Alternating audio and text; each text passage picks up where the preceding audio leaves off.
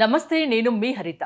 CBIT ఈ కాలేజ్ని 1979లో 1979లో start చేశారు.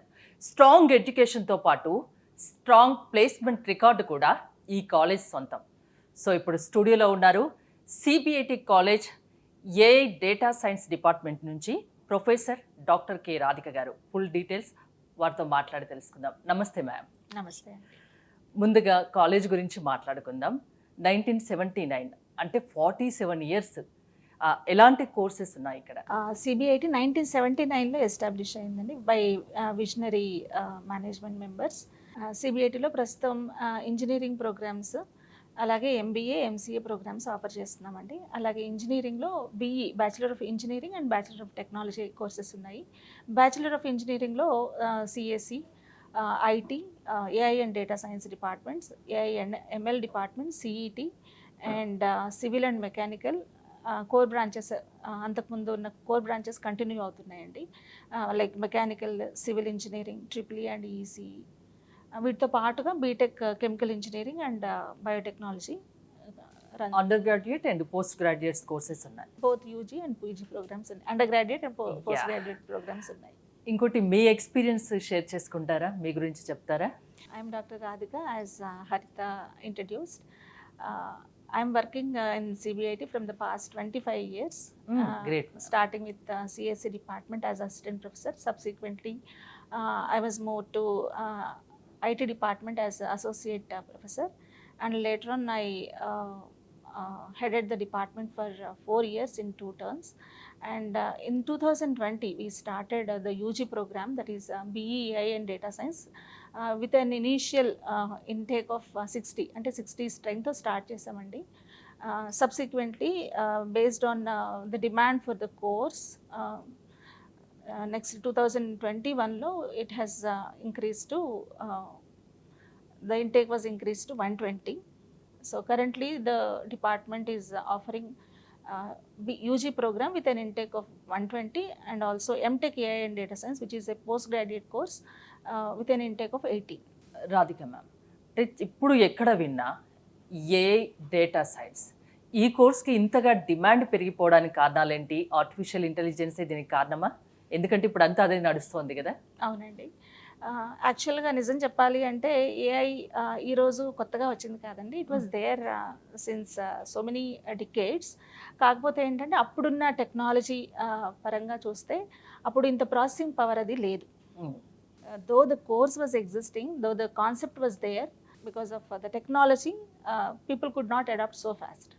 And of late, because of the evolution in VLSI design and chip design, we could, అంటే GPUs, evolve అయిన GPUs కారణంగా ఏఐకి అంత ప్రాధాన్యత పెరిగింది.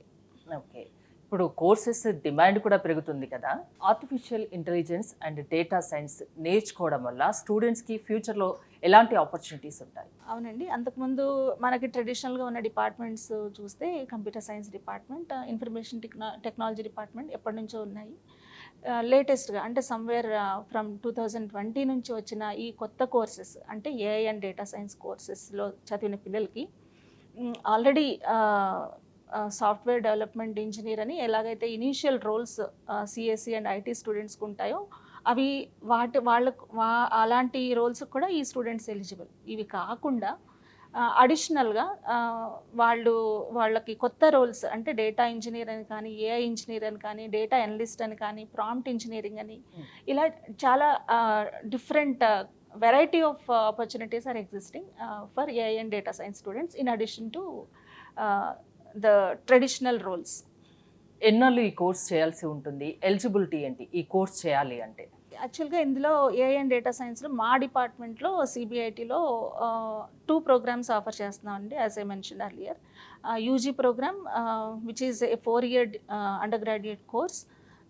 ఇది 4 years ఉంటుంది. ఫస్ట్ ఇయర్ అడ్మిషన్స్ వచ్చేసి ఎంసెట్ రాసిన తర్వాత కౌన్సిలింగ్ ద్వారా వస్తారు. 70% అడ్మిషన్స్ త్రూ కౌన్సిలింగ్ ఉంటాయి. And remaining 15% from management quota and another 15% will be from NRI quota. NRI quota, NRI sponsored category లో ఉంటాయి. Okay.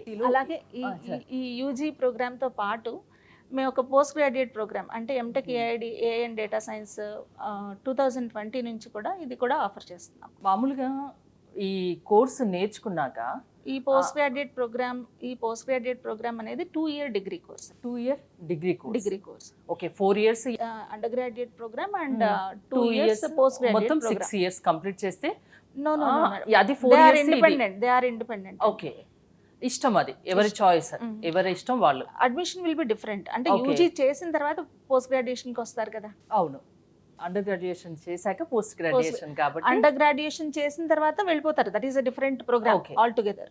And PG program is different altogether. Okay. And again PG program admission వచ్చేసి through GATE కానీ PG CET అని మన state government conduct చేసే PG CET ద్వారా counselling జరుగుతుంది. దాని నుంచి అడ్మిషన్స్ ఉంటాయి.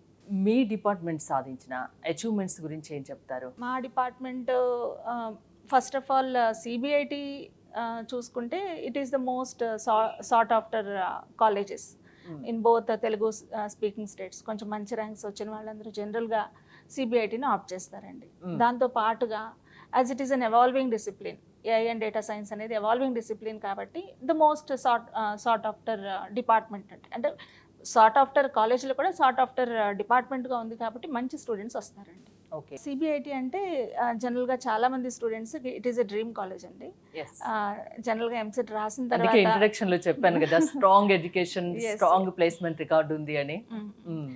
సో అలా ఉంటుంది కాబట్టి స్టూడెంట్స్ వెంటనే ప్రైవేట్ ఇంజనీరింగ్ కాలేజ్లో ఫస్ట్ ఆప్షన్ అంటే సిబిఐటిని ఆప్ట్ చేస్తారు.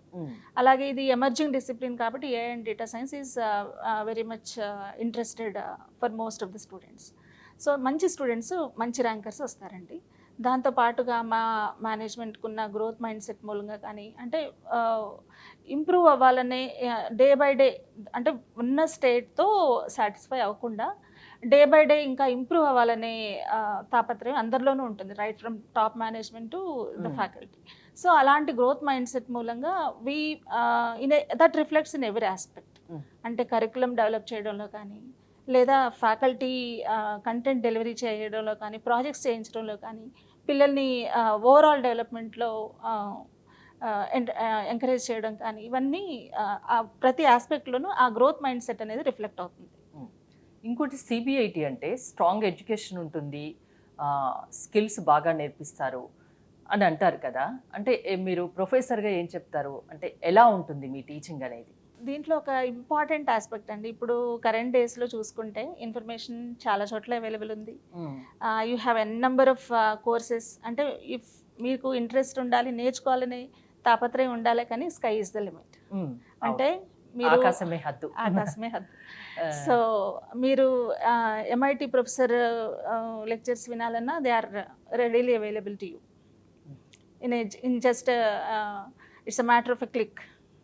ఒక క్లిక్తో మీరు ఎంఐటి ప్రొఫెసర్ లెక్చర్స్ని కూడా వాళ్ళు అందించే నాలెడ్జ్ని కూడా మీరు తీసుకోవచ్చు. So nowadays information and knowledge is available at many avenues. అంటే మీరు ఎంఐటి ప్రొఫెసర్ ద్వారా మీరు లెక్చర్ వినొచ్చు, ఐఐటి ప్రొఫెసర్ నుంచి లెక్చర్స్ వినొచ్చు. So you name it, you have it. So that is the kind of information are knowledge availability these days. కానీ పిల్లలు ఎక్కడ ల్యాగ్ అవుతారు అంటే ఎక్కడ where they exactly need guidance is someone should trigger their motivation towards learning. So that is where the environment comes into picture. So the right ecosystem and right environment unte pillalu automatic ga first of all knowledge నేర్చుకోవాలి అంటే reception మోడ్లో ఉండాలి కదా పిల్లలు. అవును, reception మోడ్లో ఉండాలంటే some kind of motivation and some kind of environment we have to create. So CBIT is very good at creating such kind of environment and ecosystem to make the students towards learning. Okay. To motivate students towards learning. Okay. That is where the environment and ecosystem of CBIT helps the students అండి. ఈ generation చూస్తే Gen Z generation అంటే ఇప్పుడు మనం Gen Z generation అంటే 14 years నుంచి 29 years ఉన్న పిల్లలందరూ ఈ జెన్జీ కేటగిరీలోకి వస్తారండి. వీళ్ళని అండర్స్టాండ్ చేసుకోవడంలో మన ప్రీవియస్ జనరేషన్స్ కొద్దిగా వెనకబడి ఉన్నామేమో అని నాకు అనిపిస్తుంది. ఎందుకు అంటే మనం ఎప్పుడు పిల్లల్ని మా జనరేషన్లో అయితే మేము ఇలా చేసేవాళ్ళం, మేము పిల్లల్ని మేము పెద్దవాళ్ళకి ఇలా రెస్పెక్ట్ ఇచ్చేవాళ్ళము అని వాళ్ళతో కంపేర్ చేస్తాము. అవన్నీ కరెక్టే, మీ ఆస్పెక్ట్లో మీరు చేసిన పనులన్నీ కరెక్టే. కానీ మనం జెన్జీ గురించి కూడా ఆలోచించాలి కదా. అంటే వాళ్ళు క్వశ్చన్ చేస్తున్నారంటే అది తప్పు కాదు కదా. Because they could get that knowledge from the available information that they are getting. So question చేయడం తప్పు కాదండి, అలా తప్పు పట్టకూడదు క్వశ్చన్స్ని. కాకపోతే ఏంటంటే మనం వాళ్ళని రైట్ గైడెన్స్లో ఉండేలాగా చూసుకోవాలి. అంటే మన సపోజ్ టెక్నాలజీ చూసుకోండి, టెక్నాలజీ రాంగ్ కాదు కదా, టెక్నాలజీ యూస్ చేయడం రాంగ్ కాదు కదా, టెక్నాలజీని రైట్ పర్పస్కి వాడుతున్నారా లేదా అని చూసుకోవాలి. అలాగే ఇంకొకటి ఏంటంటే టెక్నాలజీ మనం కూడా యూస్ చేస్తున్నాం కదా, మనం కూడా ఫోన్లు పట్టుకుని స్క్రాల్ చేస్తున్నాం కదా, మనల్ని చూసే కదా పిల్లలు కూడా నేర్చుకుంటారు. సో కాబట్టి టెక్నాలజీ మనం చూసి మన పిల్లలు నేర్చుకుంటున్నారనే విషయం మన మైండ్లో ఎప్పుడూ ఉండాలండి. టెక్నాలజీ యూస్ చేయడం కరెక్ట్ కాదు, రైట్ వేలో యూస్ చేస్తున్నారా లేదా అని పిల్లల్ని మానిటర్ చేసుకోవడం ఇంపార్టెంట్. అంటే ఇప్పుడున్న డిస్ట్రాక్టెడ్ వరల్డ్లో పిల్లల్ని వేయి కళ్ళతో కనిపెట్టుకొని ఉండడం చాలా ముఖ్యం. వాళ్ళని మానిటర్ చేసుకుంటూనే ఉండాలి. ఎట్ ద సేమ్ టైం వాళ్ళు మన ముందు ఓపెన్ అప్ అయ్యేలాగా మనం చూసుకోవాలండి. ఫ్రెండ్లీగా ఉండాలి. ఫ్రెండ్లీ అంటే వెంటనే వాళ్ళు ఏదైనా పిల్లలు మనకి ఏదైనా ఇన్సిడెంట్ వాళ్ళ లైఫ్లో జరిగినవి ఏమైనా చెప్తూ ఉంటారు కదండి, వాళ్ళ డే టు డే లైఫ్లో జరిగినవి ఏమైనా కొన్ని చెప్తూ ఉంటారు కదా, మనం వాళ్ళని క్రిటిసైజ్ చేయడం కానీ, క్వశ్చన్ చేయడం కానీ, అలాగే నువ్వు జడ్జ్ చేయడం కానీ, అంటే నువ్వు ఇలా ఎందుకు చేసావు, అలా ఎందుకు చేయాలి, అలా ఎందుకు చేయకూడదు అని అలా అనకూడదండి. పిల్లల్ని ఇప్పుడు వాళ్ళు చెప్పేది వినాలి ఫస్ట్. బికాజ్ మన ముందు కాకపోతే వాళ్ళు ఇంకెవరి ముందు చెప్పుకుంటారు. మనం వాళ్ళని రైట్ మైండ్ సెట్తో మనం రిసీవ్ చేసుకోకపోతే ఇంకెవరు రిసీవ్ చేసుకునే లాగా లేదు కదా ఇప్పుడు present days. So we should allow them to open up in front of us. మనం జడ్జ్ చేయడం స్టార్ట్ చేస్తే వాళ్ళు క్లోజ్ అయిపోతారు. ఓకే. సో దట్ వే వాళ్ళు చెప్పింది వినాలి, క్వశ్చన్ చేయకుండా అడ్వైజ్ అంటే సజెషన్, అంటే ఈ రెండు ఆప్షన్స్ ఉన్నాయి, ఏది బెటర్ అంటావు అని అడిగితే వాళ్ళే ఇంకా క్రియేటివ్గా మనకి సొల్యూషన్స్ చాలా ఇచ్చిన సందర్భాలు మా పిల్లల్లోనే చాలా ఉన్నాయండి. ఓకే. సిబిఐటి కాలేజ్లో స్టూడెంట్స్ ఏదైనా డౌట్స్ అడిగినా ఏదైనా అంటే చిరాకు పడకుండా అన్ని క్లియర్గా చెప్తారా మరి మీరు? తప్పకుండా అండి, బికాస్ వీఆర్ అంటే ద ఫ్యాకల్టీ రోల్ అదే కదండి. అంటే జనరేషన్ మారిపోతున్నా కానీ మనం ఇంకా ఓల్డెన్ డేస్లో మనం ఎలా ఉన్నాం అలాగే ట్రెడిషనల్ జనరేషన్ తగ్గట్టు మీరు కూడా అప్డేట్ అవుతున్నారు. 25 years experience. Not only teachers, parents కానీ ప్రతి ఒక్కరు అప్డేట్ అవ్వాల్సిన అవసరం ఉంది. పిల్లల దీంతో పాటు అంటే వాళ్ళ జనరేషన్ అలా బిహేవ్ చేయడంలో కూడా దెర్ ఇస్ నథింగ్ రాంగ్. ఎందుకంటే వాళ్ళు టెక్నాలజీతోనే పెరిగారు, పుట్టిన దగ్గర నుంచి ఇంటర్నెట్ ఉంది, క్లిక్ చేస్తే ఇన్ఫర్మేషన్ వస్తుంది. So how can we compare them with our own? మనలాగానే మన పిల్లలు ఉండాలి అనుకోకూడదు, వాళ్ళకి తగ్గట్టు మనం మారాలి, వాళ్ళకి తగ్గట్టుగా మనం వాళ్ళని మౌల్డ్ చేసుకోవాలి. ఓకే. అంటే మనమేమి వాళ్ళతో పాటు వాళ్ళ అంటే what I mean to say is వాళ్ళని తప్పు పట్టకుండా వాళ్ళని కరెక్ట్ దారిలో నడిపించాలి, దాని తగ్గట్టు వాళ్ళతో పాటుగా ఉన్నట్టే ఉంటూ వాళ్ళని సరైన ట్రాక్ లో వెళ్ళేలాగా మనం గైడ్ చేసుకోవాలండి. What they need is guidance. They don't need lecturing, they don't need free advises.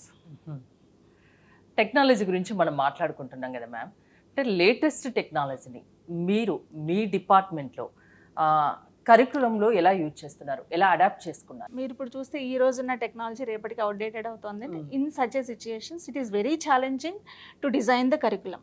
అంతకుముందు in a matter of 2 decades ago syllabus frame చేసాము అంటే 4 years వరకు even if you don't revise the curriculum it is fine. కానీ ఇప్పుడు అలా లేదండి. So మారుతున్న టెక్నాలజీకి తగ్గట్టుగా మేము కరికులంని ఎవ్రీ 2 yearsకి రివైజ్ చేస్తూ వెళ్తాము. కరికులం రివైజ్ చేసేటప్పుడు వీల్ టేక్ ద సర్వేస్, అంటే ఎంప్లాయర్ సర్వే తీసుకుంటాము. అలాగే మా ఆలమ్నై అంటే మన పాస్డ్ అవుట్ అయిన స్టూడెంట్స్ దగ్గర నుంచి, ఎందుకంటే వాళ్ళు ఆల్రెడీ ఆ వర్క్ ఫోర్స్లో ఉన్నారు కాబట్టి they know what are the latest technologies and what technologies have better career opportunities. కాబట్టి ఆ టెక్నాలజీస్ని కరికులంలో ఇన్కార్పొరేట్ చేసుకోవడానికి ట్రై చేస్తాం by taking the survey inputs from them. And also మాకు కెరీర్ అండ్ డెవలప్మెంట్ సెల్ ఉంటుందండి, because companies will be visiting and they will be interacting with HRs and other technical experts also. So they will be giving some inputs to us. ఆ ఇన్పుట్స్ని base చేసుకుని దానికి తగ్గట్టుగా మేము కరికులంని revision చేసుకుంటాము. ఈ technologies అన్ని కరికులంలో ఇన్కార్పొరేట్ చేసుకోవడం కూడా it is very challenging. Sometimes we could not accommodate few things also. So అలాంటి కేసెస్లో ఇండస్ట్రీ ఎక్స్పర్ట్స్ని పిలిచి గెస్ట్ లెక్చర్స్ ఇప్పించడం కానీ, అలాగే ఇండస్ట్రీ కొలాబరేషన్స్ కూడా ఉంటాయి. అలాగే ఉంటాయి. ఓకే. పార్ట్ ఆఫ్ ద అంటే మనం ఫ్యాకల్టీ కంటెంట్ ఎక్స్ప్లెయిన్ చేసిన దానికి, అలాగే ఇండస్ట్రీలో అదే టెక్నాలజీ మీద వర్క్ చేసి వాళ్ళు కంటెంట్ డెలివరీ చేసిన దానికి there is a way difference. So అలాంటి కాన్సెప్ట్స్, అలాంటి యూనిట్స్ కానీ, అంటే సబ్జెక్ట్లో ఆ సిలబస్లో ఉన్న ఆ పర్టికులర్ యూనిట్స్, ఆ పర్టికులర్ ఇండస్ట్రీ ఎక్స్పర్ట్స్ని పిలిచి వాళ్ళతో టీచ్ చేయించడం ద్వారా మేము ఇండస్ట్రీకి రెడీగా పిల్లల్ని ప్రిపేర్ చేయగలుగుతాం. మీరు సాధించిన ప్రాజెక్ట్స్ ఏంటి మేడం? ప్రాజెక్ట్స్ గురించి చెప్పండి, research projects. Right now we are అంటే డిఎస్టీ ప్రాజెక్ట్ ఒకటి చేస్తున్నామండి, research project. That is in collaboration with the EC department, which is worth 37 lakhs project ఒకటి చేస్తున్నాము. అలాగే ఇది కాకుండా we have collaboration with other industries as well, financial organizations కానీ, అలాగే హెల్త్ కేర్ ఆర్గనైజేషన్స్తో కానీ, అలాగే we have collaborations with other academic institutions like IIT Tirupati and also NIT Warangal. రీసెంట్గా we had an MOU with IIT Tirupati. దాంట్లో భాగంగా ఐఐటి తిరుపతిలో నవావిష్కార్ అంటే నావిగేషనల్ ఆవిష్కార్ అంటే నావిగేషన్ రంగంలో ఉన్న ఇన్నోవేషన్స్, ఆ హబ్ నవావిష్కార్ అనేది it is a hub. So వాళ్ళు మా దగ్గర PNT ల్యాబ్ అంటే పొజిషన్ నావిగేషన్ అండ్ టైమింగ్ ల్యాబ్ని ఎస్టాబ్లిష్ చేశారండి. ఆ ల్యాబ్లో పిల్లలు ఇంటర్న్షిప్ చేసుకోవచ్చు. అంటే వాళ్ళు ప్రాబ్లమ్స్, దానికి కావాల్సిన స్టైపెండ్ కూడా వాళ్ళు ఇస్తారు, దానికి కావాల్సిన ఫెసిలిటీస్ కూడా వాళ్ళు ఇస్తారు. Only thing is we are giving them the space in our campus.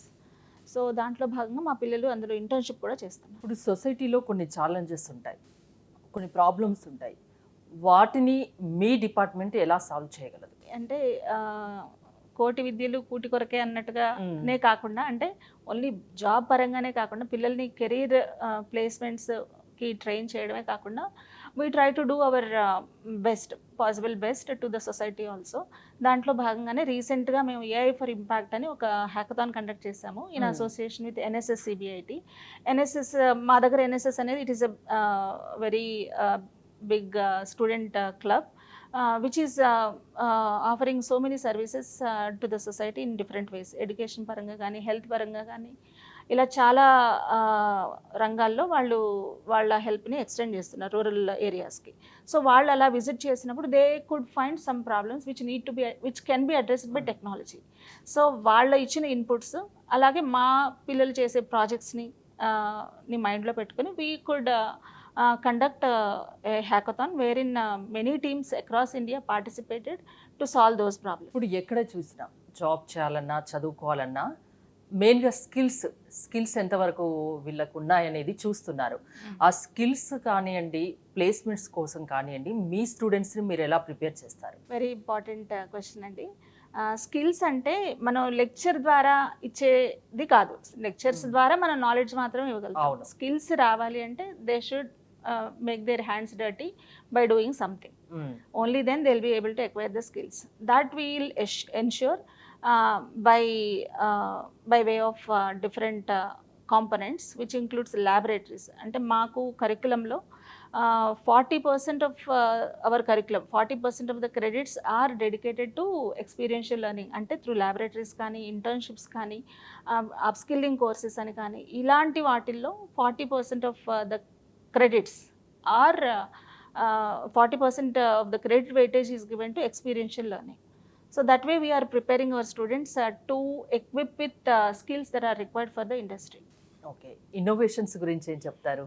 Innovations పరంగా కూడా మా ఫ్యాకల్టీ కానీ, స్టూడెంట్స్ కానీ దే ఆర్ డూయింగ్ వెల్ అండి. Though it is an young department, అంటే రీసెంట్గా 2020లోనే స్టార్ట్ అయింది, but we could do on par with other departments also in the institute. మా ఫ్యాకల్టీ కానీ, స్టూడెంట్స్ కానీ డిఫరెంట్ హ్యాకథాన్స్లో పార్టిసిపేట్ చేస్తున్నారు, ప్రైజెస్ విన్ చేస్తున్నారు. అండ్ రీసెంట్గా డెలాయిట్ హ్యాక్స్ప్లోషన్ అని వాళ్ళు కండక్ట్ చేసిన హ్యాకథాన్ కాంపిటీషన్లో across India they could short list 200 teams and 20 teams were short listed for final. దాంట్లో again they have given prizes for 3 teams. దాంట్లో 3 టీమ్స్లో 2 టీమ్స్ ఆర్ ఫ్రమ్ సిబిఐటి. అంటే second and third prizes are won by CBIT great. And the team leaders are from the AI and data science department. Okay. సిబిఐటిలో AI data science కోర్సుని ఎందుకు choose చేసుకోవాలి అంటే ఒక senior ప్రొఫెసర్గా మీరు ఏం చెప్తారు స్టూడెంట్స్కి? స్టూడెంట్కి నాలెడ్జ్ ఎంత ఇంపార్టెంటో దానికి తగిన ఈకో సిస్టమ్ క్రియేట్ చేయడం కూడా ఈక్వలీ ఇంపార్టెంట్ అని నేను నమ్ముతానండి. అంటే మనకు ఓన్లీ ఇన్ఫర్మేషన్ ఇస్తే సరిపోదు కదా, how to use it. And మీ చుట్టూ ఉన్న ఎన్వైరన్మెంట్ కూడా దానికి సపోర్ట్ చేయాలి కదా. అండ్ మీ చుట్టూ ఉన్న పీర్ గ్రూప్ కూడా మీకు సపోర్ట్ చేయాలి కదా. పీర్ గ్రూప్ అంటే మీరు చుట్టూ ఉన్న మనుషులు, వాళ్ళు ఏం చేస్తున్నారు, వాళ్ళు ఏం నేర్చుకుంటున్నారు, హౌ దే ఆర్ ప్రోగ్రెసింగ్, అది చూస్తే మనకు కూడా ఒకలాంటి మోటివేషన్ కలుగుతుంది. So that way, CBIT is providing all the right ecosystem to the students. దానితో పాటు ఇన్ఫ్రాస్ట్రక్చర్ కానీ, క్లాస్ రూమ్స్ కానీ, ఫ్యాకల్టీ కానీ, curriculum is also enriched on par with as per the industry needs. అలాగే మేనేజ్మెంట్ కానీ, leadership కానీ, they have the growth mindset. అంటే ఎలా అయినా సరే కాలేజ్ని ప్రోగ్రెస్ చేయించుకోవాలి, కాలేజ్ ప్రోగ్రెస్ అయ్యేలాగా they are taking the steps and taking the right decisions and at right time. సిబిఐటిలోని ఏఐ డేటా సైన్స్ కోర్స్లో వాళ్ళ పిల్లల్ని జాయిన్ చేయాలి అనుకునే పేరెంట్స్కి మీరు ఇచ్చే సలహా ఏంటి? పేరెంట్స్ ఇంతకుముందు చెప్పిన విధంగా అండి, పేరెంట్స్ అంటే ఫస్ట్ ఆఫ్ ఆల్ ఎవరైనా పేరెంట్స్ వాళ్ళ పిల్లల ఫ్యూచర్ బ్రైట్గా ఉండాలి, బాగా సెటిల్ అవ్వాలి, బాగా సంపాదించుకోవాలి, లైఫ్లో హ్యాపీగా ఉండాలి అనుకుంటారు కదా, ఆ పేరెంట్స్కి మీరు ఏం చెప్తారు? అలాగే పేరెంట్స్ జనరల్గా ఏంటంటే intermediate first 2 years they will be grinded like anything. అంటే వాళ్ళు చదివే ధ్యాసగా ఉంటారు. సో పిల్లలు once they enter graduation, under గ్రాడ్యుయేషన్లో జాయిన్ అవ్వగానే అంతవరకు చదివాం కదా, అంతవరకు కష్టపడ్డాం కదా, ఇప్పుడు ఎంజాయ్ చేయాలనే మూడ్లో ఉంటారండి majority of the students.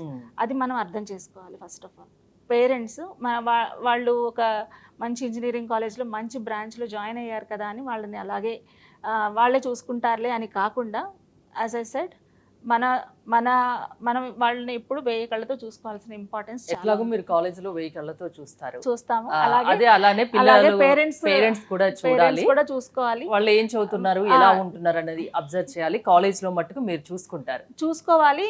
At the same time ఇలా చూసుకోలేని వాళ్ళు, అంటే వాళ్ళని కనిపెట్టుకోలేని వాళ్ళు, ఎందుకంటే బికాస్ ఆఫ్ వేరియస్ రీజన్స్ పిల్లలు హాస్టల్లో ఉంటారు, పేరెంట్స్ ఇంకెక్కడో ఉంటారు.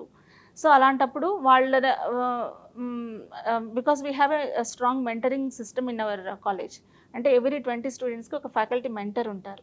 సో మంత్కి ఒకసారో అలాగే వన్స్ ఇన్ ఎ సెమిస్టరో మీరు ఫ్యాకల్టీ మెంటర్తో మాట్లాడి మీ పిల్లల ప్రోగ్రెస్ ఏంటో కనుక్కోవాలి. ఏ డేటా సైన్స్ కోర్సెస్ నేర్చుకుంటే మట్టుకు వాళ్ళ పిల్లల ఫ్యూచర్కి ఎలాంటి డోకా ఉండదు. డిమాండ్ ఉన్న కోర్స్ ఇది, ఎప్పుడు ఇంకా అప్డేట్ అవుతూ మాత్రం ఉండాలి. For the students, what not just for students, faculty also. Faculty అయినా for that matter every human being, he or she should be a continuous learner and there is no end to learning. ప్రతి profession లోను, ప్రతి kind of ప్రతి stage of life లోను learning అనేది we should not stop. Bright future పిల్లలకి ఉండాలంటే ఖచ్చితంగా ఏ డేటా సైన్స్ కోర్సును చూస్ చేసుకోవాలి. And at the same time the beauty of this discipline is AI and data science discipline is, అంతకుముందు students use to think like నాకు interest లేకుండా ఈ డిసిప్లిన్లో జాయిన్ అయ్యాను, now I'm not able to perform because I don't like it, ఇలాంటి opinion ఉండేదండి. Because of the nature of the discipline, the flexibility of this discipline, you can integrate AI and data science in your passionate domain. అంటే మీకు event management interest ఉందనుకోండి, you can integrate AI into event management. Suppose me parents అది doctors ఉన్నారనుకోండి, you can integrate AI into the healthcare profession. So Allah, sky is the limit. You can incorporate AI in any of your passionate discipline. Thank you, ma'am. Thank you so much.